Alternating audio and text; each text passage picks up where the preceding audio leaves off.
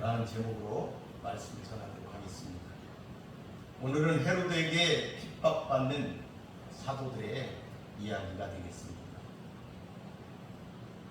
이제 복음이 안디옥까지 이르렀고 그 대상도 유대인에서 이방 헬라인에게까지 전파되는 단계로 접어든 것을 우리는 지난 시간에 보게 되었습니다. 그러나 예루살렘 교회는 이와는 대조적으로 매우 우울한 시간을 보내고 있었습니다. 즉 헤롯의 탄압으로 사도 야고보가 순교하고 베드로가 툭 뛰는 사건이 그곳에서 일어나고 있었기 때문입니다. 예루살렘 교회에 대한 헤롯의 박해 사건은 구속사적 관점에서 볼 때 큰 의미가 있습니다.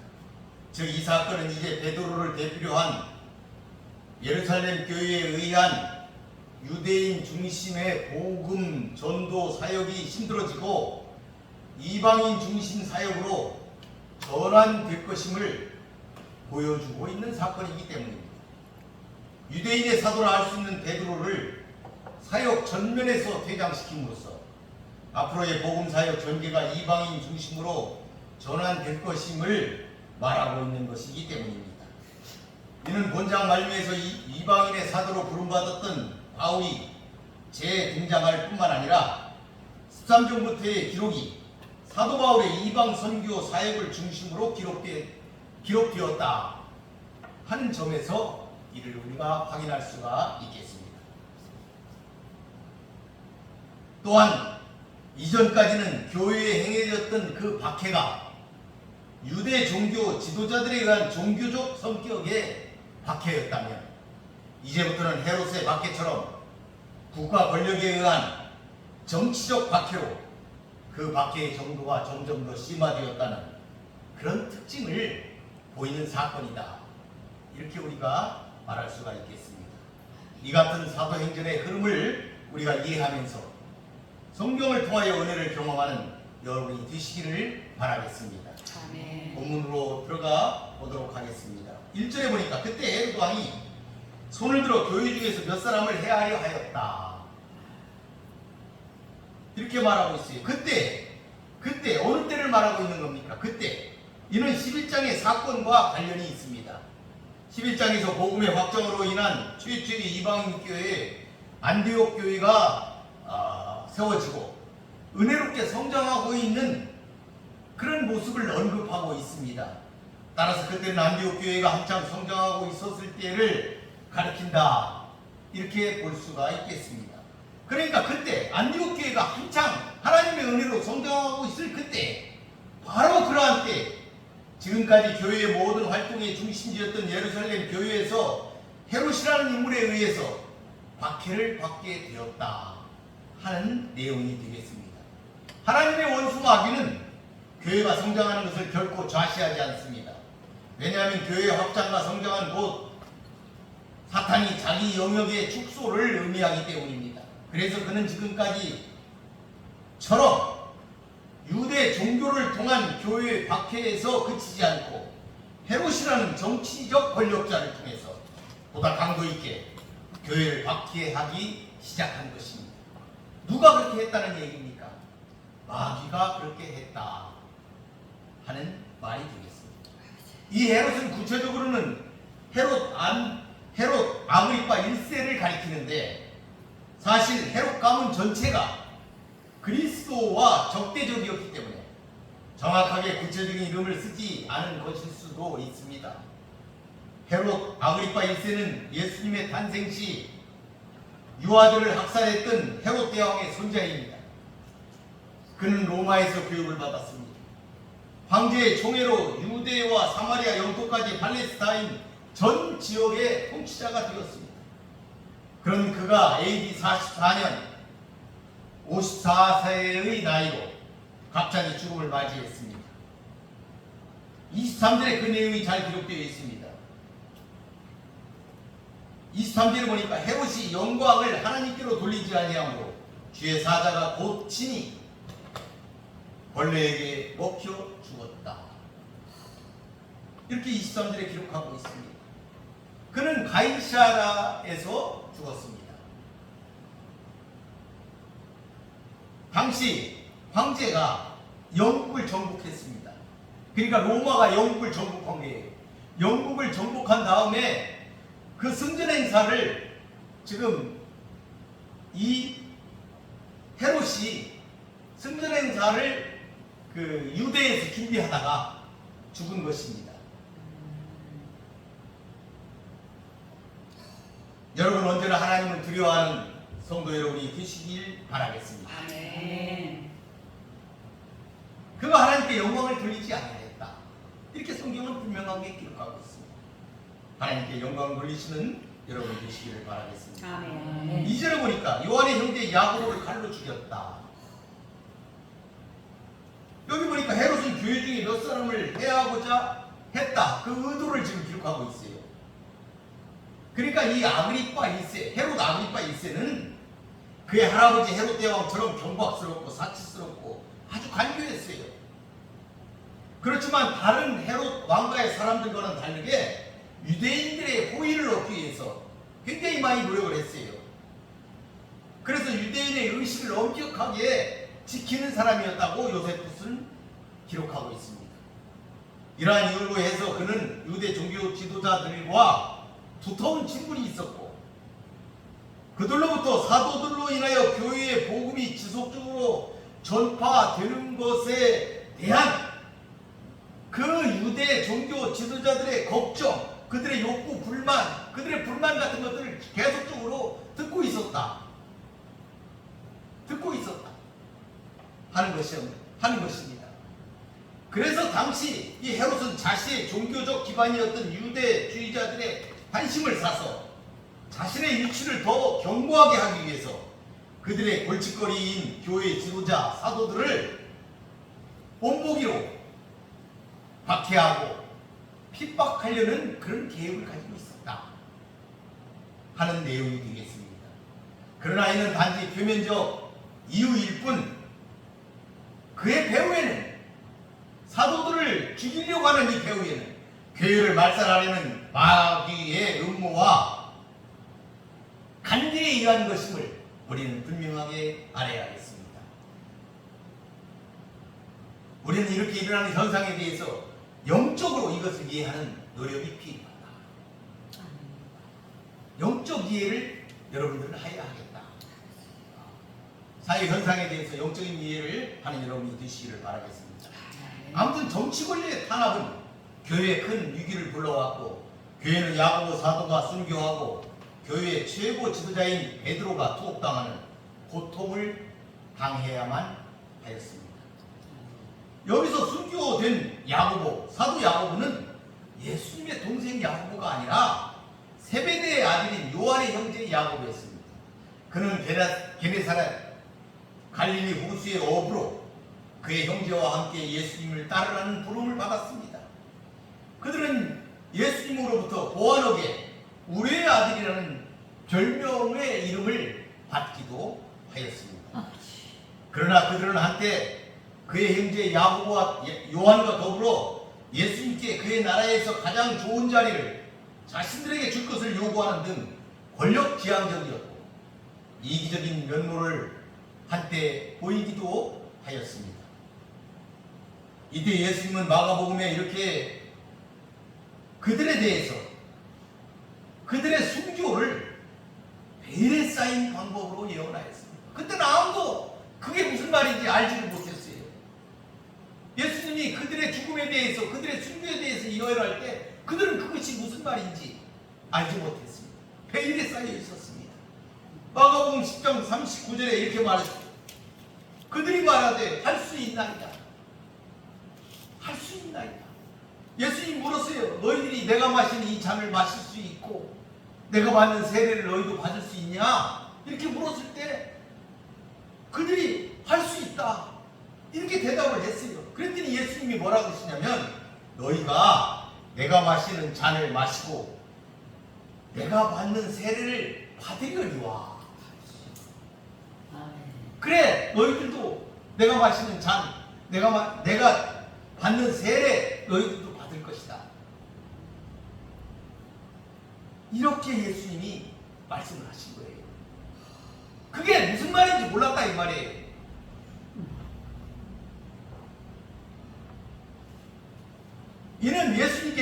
당신의 부활 후에 제자들이 순교의 잔과 고난의 세례를 받음으로써 예수님의 길을 뒤쫓을 것을 두고 말씀하신 내용이었다. 사도들 중에 처음 순교한 야고보를 통해 예수님의 이 말씀이 성취되고 있음이 증명되었다 하는 것입니다. 스데반의 순교가 교회 역사상 첫 순교였다면 야고보의 순교는 사도 가운데 첫 번째 순교였습니다. 가룟 유다가 비록 죽었지만 순교는 아니었습니다. 그래서 그가 죽었을 때 그가 비록 사도였으나 사도의 사명을 다하지 못하고 사도답게 죽지 못하였기 때문에 사도권 박탈의 의미에서 새로운 사도의 선출이 필요하였지만 야고보는 사도의 사명을 다하고 사도답게 순교하였으므로 새로운 사도의 선출이 불필요하였다 하는 점입니다.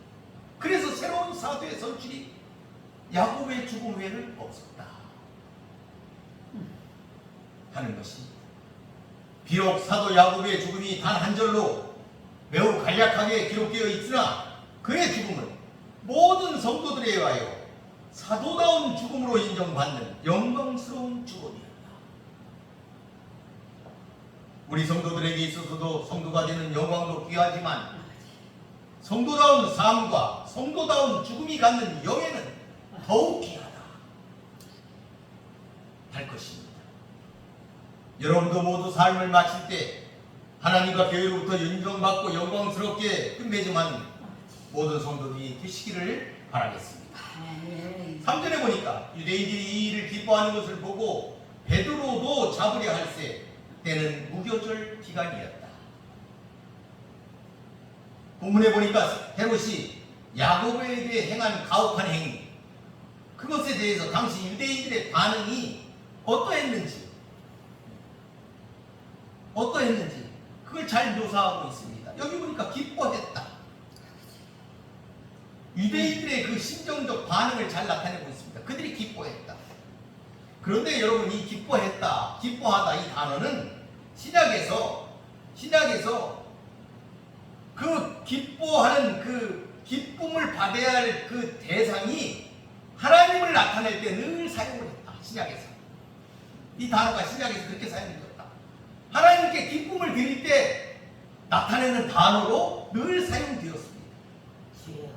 이러한 용기를 놓고 볼 때에 그들이 기뻐했다. 이게 무슨 말일까? 그들은 이 사도를 죽이는 이 일이 하나님을 기쁘시게 하는 일로 그들은 착각하고 있었다 하는 것을 우리가 그 용례를 통해서 생각해 볼 수 있는 것입니다. 참으로 무서운 일이 아닐 수 없다 하는 것입니다.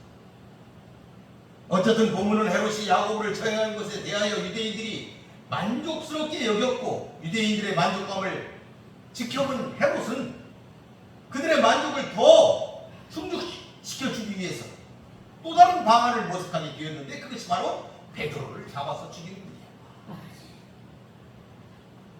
그 본문에 보니까 때는 무교절 기간이라 이게 강조를 했어요. 베드로를 굳이 무교절 기간에 잡은 것이 어떤 의미가 있음을 우리는 생각해 볼 수가 있는 구절이야. 헤롯은 왜 무엇을 얻고자 베드로 사도를 굳이 이 6월절 기간에 체포하려 했던 것일까?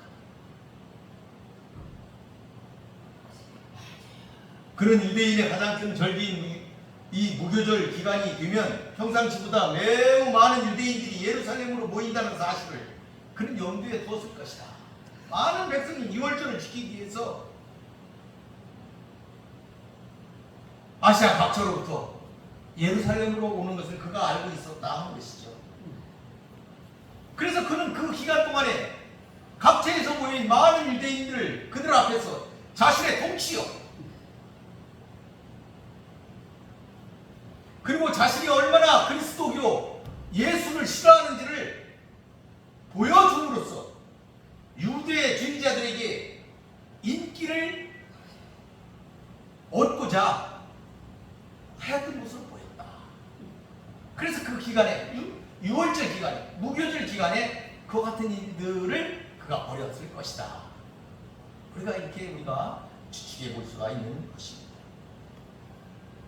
결과적으로 이렇게 무교절이라는 시점에 유월절이라는 시점에 그가 그 일을 행했는데 베드로를 잡았는데 결과적으로는 헤로데기는 자신의 힘을 과시하려다 실패를 맛본 그런 시기가 되었지만 왜? 베드로를 하나님이 석방시켰으니까 하나님이 그를 풀어주셨으니까 헤로데기는 그게 쓴맛을 본 그런 시간이 되었지만 사도 베드로에게는 하나님의 초자연적인 역사를 통해서 죽을 위기를 모면하는 놀라운 은혜의 체험에 그런 시기가 되었다.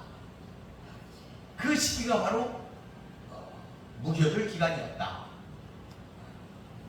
하는 것입니다. 또한 우리가 한 가지 더 생각을 해볼 수 있는 것은 베드로가 무교절 기간에 체포되었다 하는 사실을 이 본서가 이렇게 밝히고 있는 이면에는 베드로를 유시한 성도들이 받는 그 고난이 예수님의 고난에 동참한 것임을 암시하는 그런 의도도 있다. 이렇게 우리가 볼 수가 있습니다. 왜냐하면 예수님도 무교절 기간이 시작되기 직전에 체포되어 십자가형을 당했기 때문에 초대교회 성도들은 이 무교절 기간을 자연스럽게 세상 죄를 위하여 십자가를 지신 하나님의 어린 양 예수 그리스도의 고난과 연관지어 생각하고 있다. 이런 말이 되겠습니다. 그런데 베드로도 바로 이런 시점에 톡팀으로서 베드로의 고난을 예수님의 고난과 연결지어 생각할 수밖에 없는 그런 시기적인 그런 연결고리가 있게 되었다 하는 점입니다. 그래서 이 본서에서 이 무교절 기간을 이렇게 강조해서 그 기간에 이런 일이 있었다 하는 것을 밝히고 있다 하는 것이죠. 여러분, 야고보의 체험을 기뻐한 유대인처럼 자기 사고에 갇히면 참빛 대신 그리스도의 도를 배척하면서도 그 일을 하나님의 일이라 생각하고 기뻐하게 된다 하는 이런 무서운 일들을 우리는 생각해 볼 수가 있겠어요. 여러분, 하나님을 믿는다고 하면서 이러한 어리석음을 범하지 말기를 바라겠습니다. 4절에 보니까 자금에 옥에 가도 군인 넷이 내 배에게 맡겨 지키고 6월절 후에 백성 앞에 끌어내어 내고자 했다. 4절 이렇게 기록하고 있어요. 로마에서 군사들이 경비를 쓸 때에 하는 방식을 지금 기록하고 있습니다. 밤을 12시간으로 본다면 밤에 12시간을 4명이 한 조가 되어 4조가 되어서 4명이 한 조가 되고 그것이 4조가 되어서 그러니까 밤에 16명이 쓰는 거죠. 4명씩 4패로 나누어서 그걸 좀 기록하고 있는 것이죠. 그러니까 이 말은 뭐예요? 헤롯이 베드로를 옥에 가둬놓고 매우 삼엄하게 경비를 서게 했다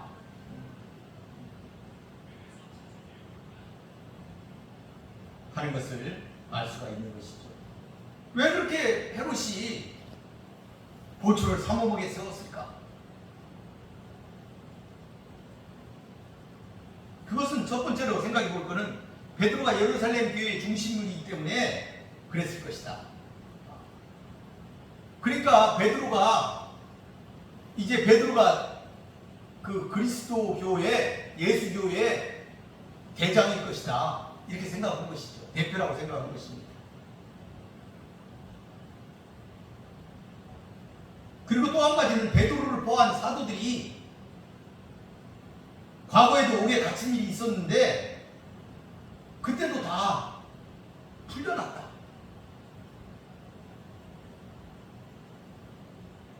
주의 사자가 감옥에서 나오게 했다. 이러한 것들을 헤롯이 들었을 것이다 이 말이죠.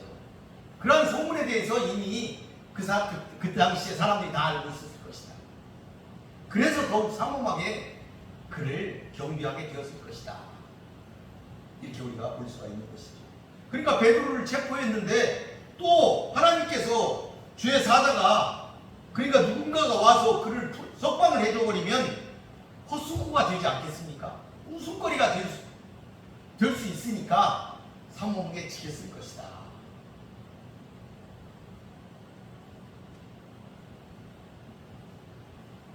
그걸 보면은 헤롯은 사도 야고보처럼 베드로 사도도 죽이려고 이미 작정을 했을 것이다.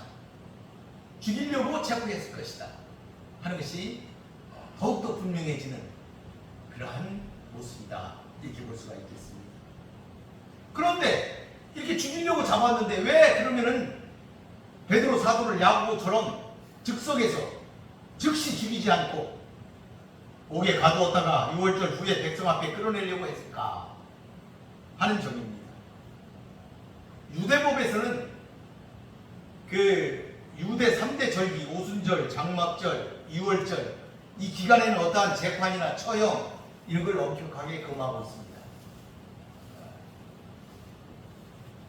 그런데 만약에 헤롯이 이런 것을 어기고 그런 일을 한다면 지금까지 자신이 쌓아왔던 그런 정치 권력에 대한 기반이 되는 유대인과의 유대관계가 무너져 내리는 그런 결과를 초래하기 때문에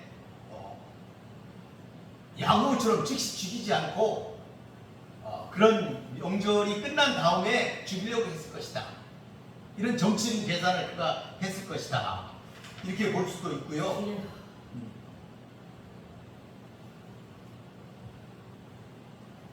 또 한 가지는 야고보를 죽일 때와는 다르게 뭔가 좀 더 분명하고 어떤 그 극적인 효과를 내도록 유대인들의 관심을 모두 집중시켜서 아주 극적인 어떤 효과를 거두기 위해서 그렇게 했을 것이다. 이렇게 두 가지 상황으로 우리가 생각해 볼 수가 있는 것이죠. 그래서 그는 6월절이 끝난 후에 백성들 앞에 베드로를 공개적으로 재판에 회부해가지고 마치 빌라도가 예수님을 백성들의 만족을 주려고 예수님을 십자가에 못 박도록 내어준 것처럼 어떤 그런 극적인 어떤 것을 연출하면서 베드로를 처형하려고 계획을 했던 것으로 볼 수가 있습니다.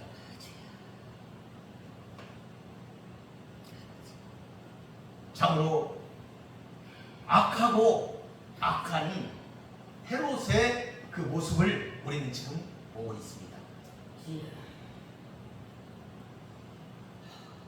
5절에 보니까 이에 베드로는 옥에 갇혔고 교회는 그를 위하여 간절히 하나님께 기도했다. 그렇게 헤롯에 의해서 감옥에 갇히게 된 베드로는 그 절기가 끝날 때까지 계속해서 갇혀있게 되었고 아마도 베드로가 갇혀있던 그 감옥은 성전 북서쪽에 있는 안토니아 요새 감옥이었을 것이다. 이렇게 우리는 추측할 수가 있습니다. 이때 예루살렘 교회는 그를 위하여 간절히 하나님께 기도하였다. 이렇게 성경은 기록하고 있습니다. 베드로가 갇혀 있는 동안 교회가 하나님께 쉬지 않고 계속적으로 기도드렸다는 것을 말하고 있는 것입니다. 교회는 이미 2번씩이나 베드로 사도를 포함한 다른 사도들이 감옥에 갇혔던 경험을 이미 하였습니다.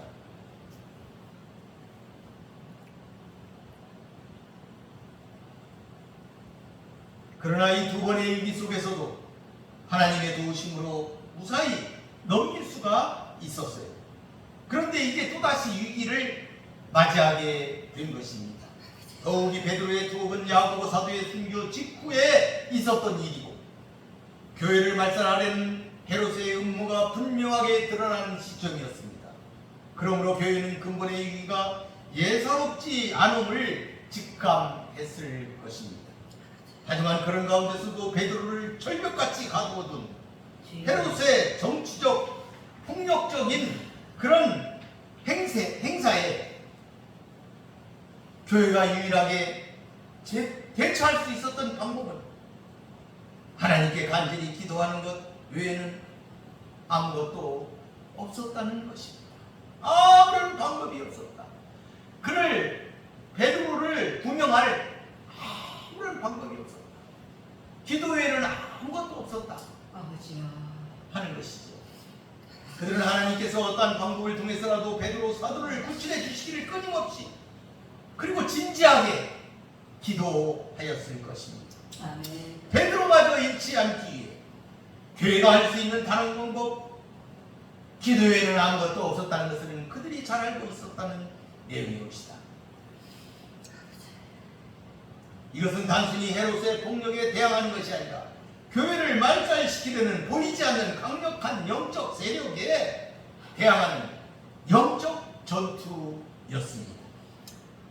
이런 영적 전투에 있어 가장 효과적인 방법은 바로 이런 간절한 기도였습니다. 기도가 바로 그런 능력이었던 것이었습니다. 이 능력에 의지하여 온 힘을 다해 기도하시는 성도들이 되시기를 바라겠습니다. 아멘. 말씀을 마무리하겠습니다. 하나님께서는 마지막 순간에 베드로를 구하여 주셨습니다. 교회의 기도를 들어주신 것입니다. 아버지. 이 일은 베드로를 처형하고자 했던 전날 밤에 일어난 일이었습니다. 베드로의 기적적인 구출 사건은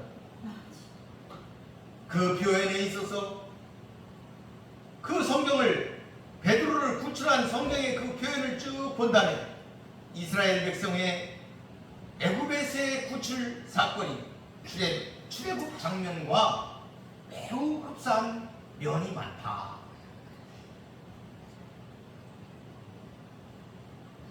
베드로가 감옥을 빠져나오는 과정에서 천사의 직접적인 개입이 있었고 이건 시적 구원이었다 이 말입니다.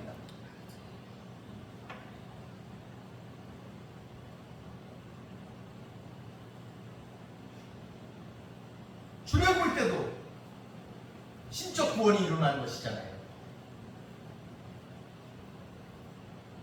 어린 양의 피를 묻힌 문설주는 건너가는 그런 역사가 일어나고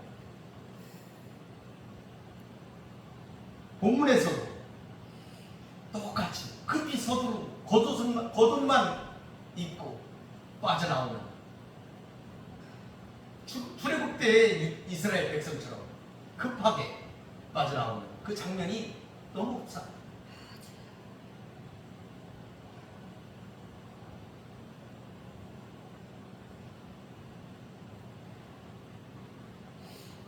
당시로서는 초대교회가 그 뿌리를 내리는 것이 굉장히 중요했습니다.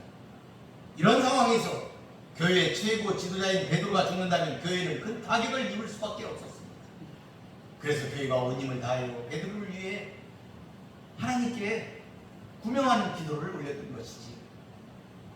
비록 야고보는 죽었지만 하나님은 그 교회의 기도를 들으시고 베드로만큼은 구출하사 그에게 부여준 사명을 계속 수행하도록 하신 것입니다. 아멘. 그래서 베드로는 그의 사명을 완수하기까지 순교가 보류된 것이었다.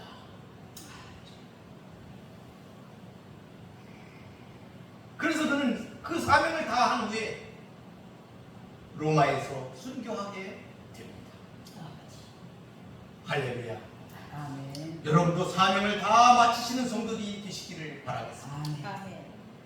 오늘 본문에서 베드로는 구출하시고 야고보는 순교하게 하시는 그러한 결정에 대해 오해 없으시기를 바라겠습니다.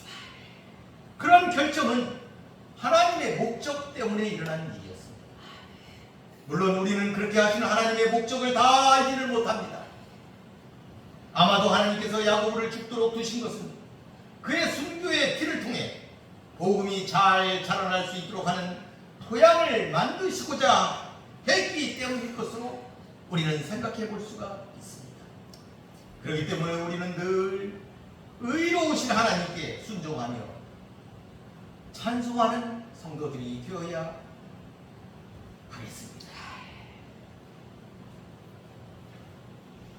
성도 여러분, 우리들의 죽고 사는 문제나 형통이나 고난의 문제는 하나님의 편애나 능력과 관계된 문제가 아닙니다. 그것은 오로지 하나님의 목적과 관련되어 있습니다.